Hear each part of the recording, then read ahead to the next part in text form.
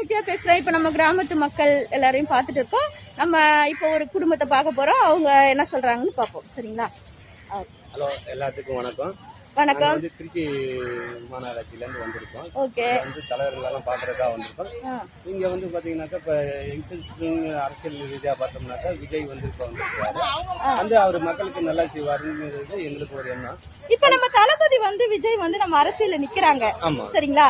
அவர் வந்து படத்திலே இருந்திருந்தா நல்லா இருக்குமா, இல்ல நம்ம இங்க அரசியலுக்கு வந்தது உங்களுக்கு பிடிச்சிருக்கா? அரசியலுக்கு யங்ஸ்டர்ஸ் வரணும். வந்தாதான் வந்து யார் யார் எப்படி என்ன விவரங்கிறது தெரியும்.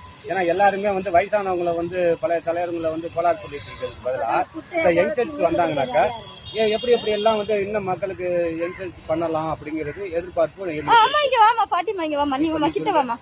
நீ சொல்லுமா, இப்ப நீ சொல்லுமா. சரி, விஜய் தளபதி வந்தா எப்படி இருக்கும் உங்களுக்கு? தளபதி வந்தா நல்லா இருக்கும். சரி, அப்ப நீங்க வந்து உங்களுக்கு எம்ஜிஆரும் பிடிக்கும்னு சொல்லிட்டீங்க. அப்ப எம்ஜிஆர் நீங்க சைட் வச்சீங்களா? எம்ஜிஆர் தலைவரை நம்ம சைட் அடிச்சுட்டு நம்ம அவங்க ஜோடிய புடிச்சு இப்போ வந்து நம்ம விஜய் தலைவரை ரசிக்கிறாங்க. சரிங்களா? சரி, உங்க பேர் சொல்லுங்க. அம்சவல்லி. முன்னாள் எம்ஜிஆர் ஆளு, தலைவர் ஆளு. சரி சரி சரி, ஓகேமா, நீங்க நல்லா இருங்க. சரி, போயிட்டு வாங்க.